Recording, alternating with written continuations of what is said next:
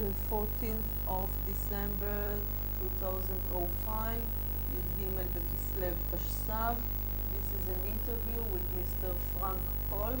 You were born as František Josovich in 1920, Bilke, Karpato Rus, at that time Czechoslovakia, today Ukraine. Ukraine, נכון. Please tell me a little bit about your family, your background. All right, first I'll tell you about the town of Bilke. It was, at that time, we considered it a large town, not a city, but we had a population of 10,000, and there were 1,000 Jewish souls, meaning 1,000 Jews. 10% of the population was Jewish, and we used to, if somebody asked us, how many Jews live in Bilke? We said, well, about 200 Talesim. What does that mean? It means 200 families, because only one member, the father usually wore a talit. The young people, the sons, didn't wear a talit. So this is the way they described the family. They said 200 Talesim, meaning 200 Talitot. That means 200 families. Anyway, we were 1,000 Jewish souls. We had Mostly in the center of the town? Well, no, we were spread out. Bilke, geographically, was a large town, as far as the area is concerned. In fact, some people said, Bilke is as large as Budapest. I don't believe it, but nevertheless, it was pretty big. It was geographically. Now, there was a center, and that's where most of the Jewish community lived. That's where the Rav lived, and the Dayan, and the Shochet, and the main synagogue, the main shul, was in the center of town. But there were various suburbs, if you please. I lived in a suburb called Kolbasovo. And that's where my name, the second name that I selected later on, when in the United States, comes from Kolbasovo. And also I had a teacher by the name of Kolb, and I liked him, so that's why. Anyway, well, I'll tell you that too, that after the war, when I immigrated to the United States, for about 5 years, I still carried the name of Yosovich, but people had a difficult time. Jasovich, they couldn't pronounce it, and that's when I decided to change the name. And that's it. My children were already born, and they're registered as Yosovich, but then we had to make the change, and that's how it came about. Now a little more about the town. So we lived in this suburb called Kolbasovo. There were about 30 Jewish families there. We too had our separate Bet Knesset, and in that Bet Knesset was the Cheder. You know what the Cheder is? The Jewish school. You mean separate synagogue? That means No. You were Orthodox? Oh, yes, all Orthodox. There were no conservative, not in Bilke, no. But when I meant separate from the main synagogue in the center, and there were some others too. You were Hasidim or We were not Hasidim. We were not Hasidim. There was only one shtreimel, you know what the shtreimel is, in town, and that was the Rav. He wore a shtreimel because, well, when he was the son of the Spinker Rebbe. And I remember as a youngster, as a boy of maybe 10, 11 or so, when the change took place. We had another Rav there before that. He was a modern type of man. And then it was changed over, and this Rebbe, the son of Rebbe, came on the scene, and he became our Rav. And he is the one who wore a shtreimel. Otherwise, the people were of the regular, not necessarily, but modern type. Modern type? Well, relatively speaking, whatever you mean by modern, yes, in a way, because the children went to public school. Of course, they had to, because by law we were required to go to public school. There wasn't a Jewish school? There was no Jewish school. We had chaters, you know what I mean? There were, but not even elementary Jewish school? Not even elementary Jewish school. So what we did is we went to school in the morning. Well, let me go back a little bit. Cheder started at 5 o'clock in the morning. You wouldn't believe it. And we learned whatever we learned in the Cheder till 7:30 in the morning. What age was it? When did we start Cheder? You wouldn't believe it. At my age, in my time, we started at age 4. It was instead of kindergarten. Well, it wasn't the kindergarten, it was Cheder. We had to learn the Aleph and the Bet and the Gimel and the Dalet and everything. It was the traditional Cheder as we read with a Melamed, with a rule in his hand. Nachon, yes. It was pretty strict too, yes. You remember getting... Getting hit? Well, I don't remember being hit myself, but I remember him holding the rod and sometimes hitting some of the students. But my family, we were, by the way, 7 children, and I was the 6th of the 7. So I had 2 older brothers and 3 older sisters, and then me, and then a younger brother. And I'm the only survivor, unfortunately. But I remember my older brother, who was 16 and a half years older than me, carrying me on his shoulders in the morning, in the winter especially, when the snow was there, to And Cheder. it was dark It was dark. In the yes. winter it was Nachon, still it dark. was dark. And he carried me on his shoulders to Cheder. So I remember it very well. You liked the Cheder? Well, there was no option, and what does a 4-year-old child know? Of course, I would have preferred being at home and playing with whatever was there to play. But you don't remember it as a trauma? No, it was not a trauma. Yes, I liked learning, and I liked going down to the public school. And then at 7:30, we went home, had a little breakfast, whatever was available, and then we went to school. You were an obedient child? Yes, I was not a disobedient one. I went to school, and there we were in school till 12:30. And then we went home, had some lunch, and then back to Cheder till 8 o'clock at night. It was a long, long day. But It sounds terrible, but I suppose you didn't feel it no, at that this time. was the pattern, and so we had no reason to question it, because we didn't know of anything different, better or worse. You know, we But didn't know you that. saw Christian children around you. They Yes. had much more leisure time. They had more leisure time. There's no question about it. And let me just tell you a little bit about the school. There were in the school, in our community in Kolbasovo, there was a public school for the first 4 grades, the elementary part. And there were about 200 students in the school. And there were only about 10, 12, or 15 Jewish kids, depending on which grade and so on, in there. And let me tell you, although it was Czechoslovakia with all the freedom and democracy and so on and so forth, we were scared. They always used to attack us. We used to huddle together, the Jewish kids, because the others were throwing stones at us and were hitting us, and it was calling us, "Hey, Jew, go to Palestine." In those days, mind you, this is a long time ago. But anyway, that's the way it was. What was on a Saturday?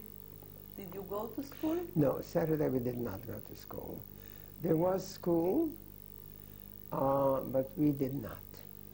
There were some Jewish children Kids who did go. who went to school and didn't write? I don't remember that in elementary school, but in middle school, yes.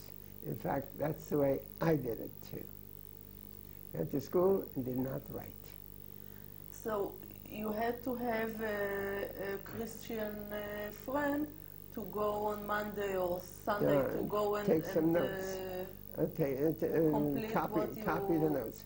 No, we tried to remember as best we could. I don't remember having a Christian friend, getting from him some information, but I somehow managed. What was your parents' occupation? Well, my father, Jean, had a little store, a grocery store. It was the whole community, as far as the Jewish community is concerned, was poor. Really poor. There were a few people who were better off. You know, they were well-to-do, if you want to call it that, in those times and in those terms. There was no gvir in your outskirts? What do you mean a gvir? A real rich man? I don't know of anyone. I don't know. But there were some wealthy people, we called them at that time, ashirim. But not very many. Most of the people were poor. My family was poor. Not of the poorest. There were poorer ones.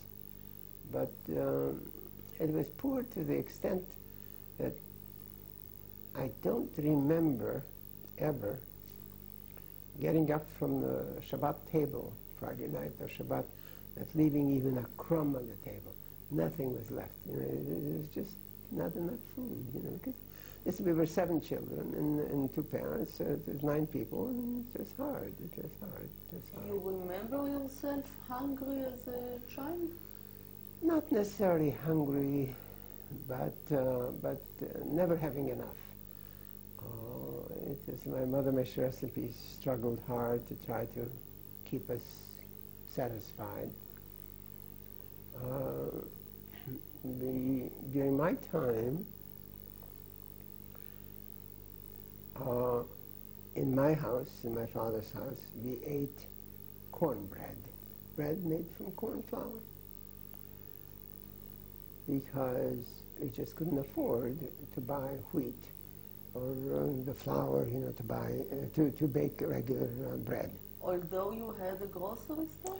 Although we had a grocery store, but we had, I remember the sacks of flour and stuff, but this was for sale, you know. And we used to bake bread once a week. We had an oven in the house. And my mother, may she rest in peace, used to bake bread on Friday morning. And chalot. And when I was growing up, we just couldn't afford wheat, so we ate corn. She made cornbread, and that cornbread lasted for another week. You know, so it wasn't always fresh bread every day. It was what it was.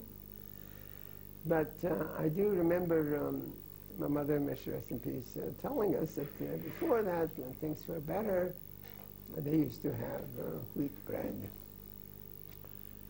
And your mother used to work with your father, or no, she was just in the house, There was plenty to do just to maintain the house. You didn't have a maid? Oh, no. Didn't have any maids. We didn't have this kind of thing. And someone to help with the laundry or things like that? Not even that? No. During my time that I remember, of course, my sisters were older than me, and they used to help. And I remember washing, and the girls were washing by hand like this. And then my brother, I'll tell you why it's not brothers, because when the second oldest brother died at age 18, when I was 4 years old. So I don't remember him very much. I remember one scene, one picture of him. When he came back from the yeshiva, both my oldest brother and he were in Unsdorf. That was one of the famous yeshivot in Slovakia, Unsdorf. There's an Unsdorfer yeshiva in Yerushalayim too. But the Unsdorfer yeshiva was like the Harvard of the yeshivot at that time there. And when he came back, he went back to Cheder, because my father couldn't afford the tuition to and so on and so on. So there was some story that the Melamed was too harsh on him, hit him, and apparently damaged his one of his what is that called already? Kidneys, and that he died of that. I remember my mother was telling the story, and my father used to say, "No, you never know." You know. So I don't know. But anyway, he died when I was 4, at age 18. So he didn't help. But anyway, my oldest brother, and then later on when I was bigger, we used to carry baskets of the laundry that was washed, carry it to a river that was not far away, a small river, and that's where the girls were rinsing the clothes like this. And in the winter, used to bring along some hot water in a container to wash there, to keep the hands a little warm. It was a hard life. It was a very hard life. You didn't have electricity or water from the taps? No. I remember we had kerosene lamps. You know what kerosene is? And they're hanging from the ceiling. And I remember we were sitting there, 3 or 4 of us, sitting and doing homework at night by that light, little bit of light, and it was hard. It was hard. You didn't have Goy Shel Shabbat? Yes, we did have. He used to come around to make the fire and to maintain it, you know, to put on. The fire was a wood-burning stove, and yes, that we did have. And I remember he was getting whatever he was getting paid, that I don't know, but he also got like a challah, one of the chalot, one of those as a gift from us, and he used to cherish that very much.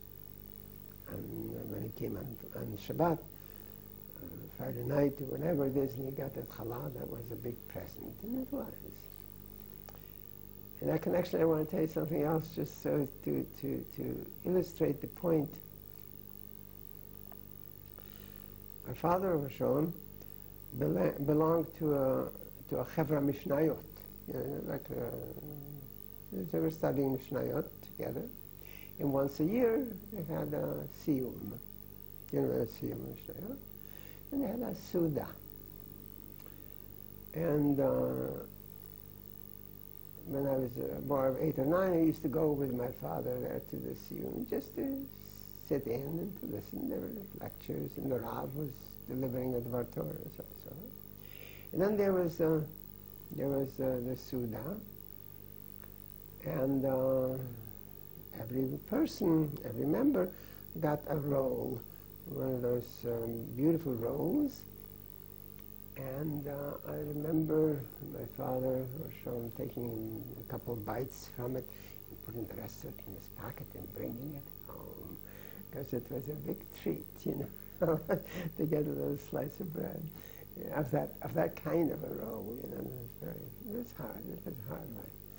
But anyway, my father was a Tam Chacham. But I suppose he didn't have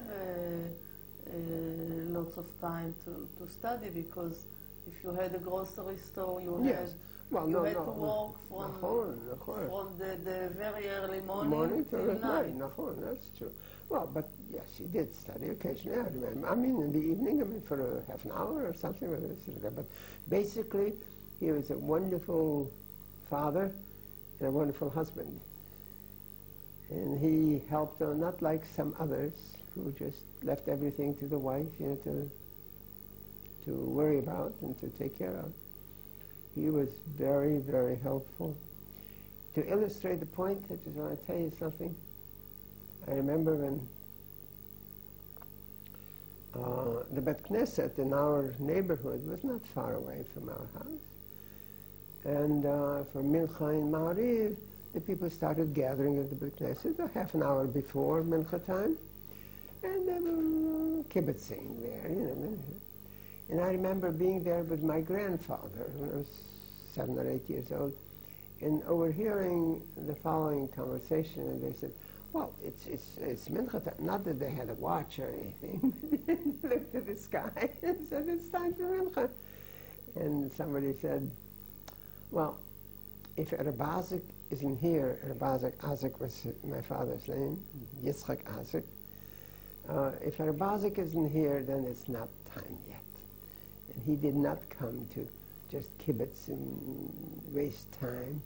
He just came on time because he helped my mother always with everything that needed to be done. Was the dominant at home? There was no dominance really. They were both. They worked as partners really, as wonderful husband and wife. Was the one responsible for your education? Well, my mother, Leah Sholem, was not. She was unfortunately what they called already illiterate. You know what that means. She couldn't read or write. Analphabet. And my father did, of course. He was, and the reason for it is that she was an orphan. Her mother died when she was very young, and then my grandfather remarried, and so on and so forth, and they just didn't have the means of educating the girls. They had to educate the boys. So she was totally illiterate. So she didn't really have much of a say in what. But my father, of course, did make these decisions, and he sent the boys to yeshiva and so on. And the girls were sent to school. And one of my sisters, the youngest of the three, became a teacher at 18. After graduating from high school, there you got a degree, a teacher's degree. And at that time, for a girl to graduate high school wasn't so common as Not it very is common. today. Not very common. That's correct. More than university Yes. now. My father Hashem gave us all an education. He struggled hard, and she became a teacher. But to illustrate to you how determined he was to give us an education, is that I remember from my experience when I was ready to go. You see, we only had in Bilka, in my section there in Kolbasa, where we had the elementary school. The middle school was in town, in the center of town, and there was nothing else, no high schools. The high school you had to go somewhere else, and the high school was already, you had to pay tuition. The elementary and middle school was free, government paid and sponsored, but the high school you had to pay. And I remember when I went off, my father took me to register for high school because I had to first pass a test and so on and so forth. And he didn't have the money to pay for the tuition. So, because we had a piece of land, if I'll have a chance, I'll tell you how we got the land. We had, some of the land was planted to vegetables and so on, and some to wheat or corn or whatever, every year something else. So we had, at that time, we had 6 or 7 sacks of wheat. And my father loaded up the wagon.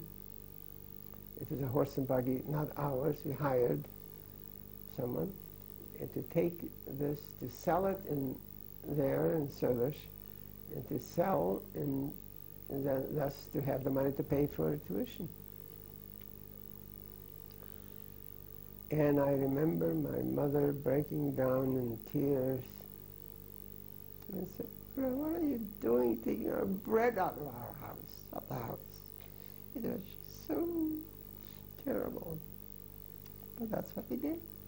What was your parents' name?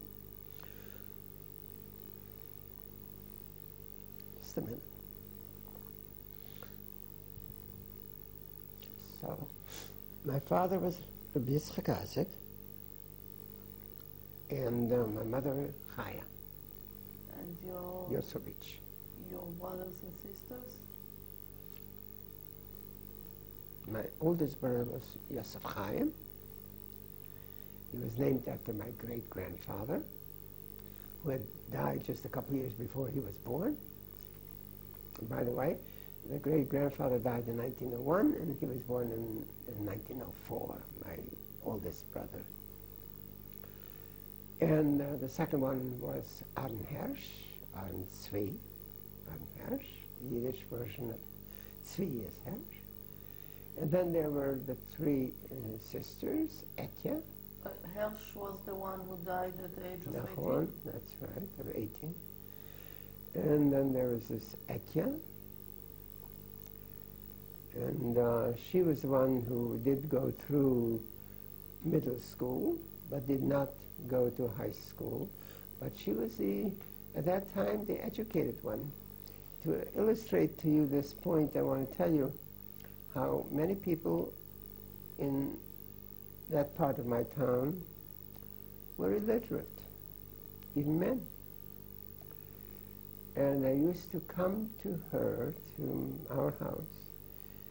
They had children somewhere in the yeshiva or whatever it was. Or some of them had already children in America. And they used to receive letters, I have to write letters to their children.